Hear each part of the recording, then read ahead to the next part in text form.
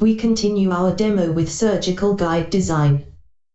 Go to the guide design panel. The system performs a plan validation and pops out the results. There are 3 warning items in this report. First, 2 implants are too close. Our default implant safety zone is 1.5 mm on each side. Secondly, it is reported that a virtual tissue model should be created to inspect the radiographic guide. Thirdly, angles between implants are bigger than 20 degrees. The first 2 items will be taken care of next. We go back to the case data preparation stage. Select Virtual Tissue Model tool. Rotate the radiographic guide model so that its adaptation surface is facing the front. We adjust the orientation so the maximum area of the surface is visible. Check on this box, and hit the button to create. This is the virtual tissue model. It is approximately the patient's soft tissue surface. The colors indicate the tissue thickness. The distribution of the color can tell us if the patient's tissue thickness is even along the arch. If the colors on one side of the arch is very different from the other side, the radiographic guide might have not been placed or made properly.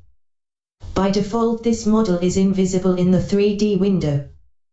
We go to the Object Manager to make it visible.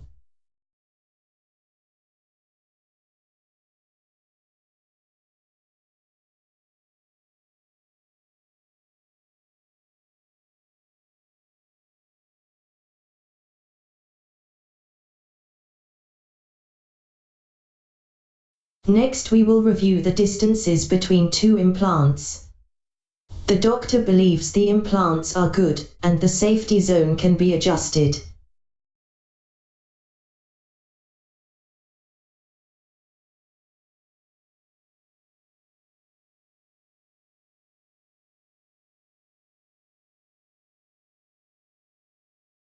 It is reduced.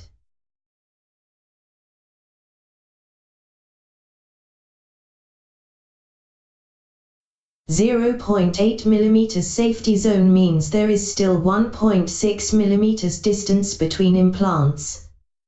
This is considered acceptable, so we can continue the surgical guide design.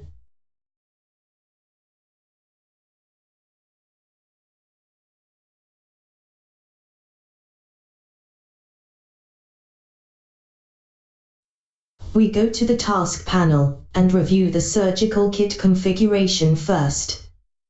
The surgical kit has been selected according to the implant platforms. If the kit is not available, GuideMia surgical kit configuration will be used. In general, users need to make sure their surgical kits are same as what the software provides. They can also configure their own surgical kits so the surgical guides will be designed accordingly. For such cases, surgical guide design is just one mouse click. System extracts the adaptation surface and continues the surgical guide design with a sophisticated procedure. The good news is this design is all automatic.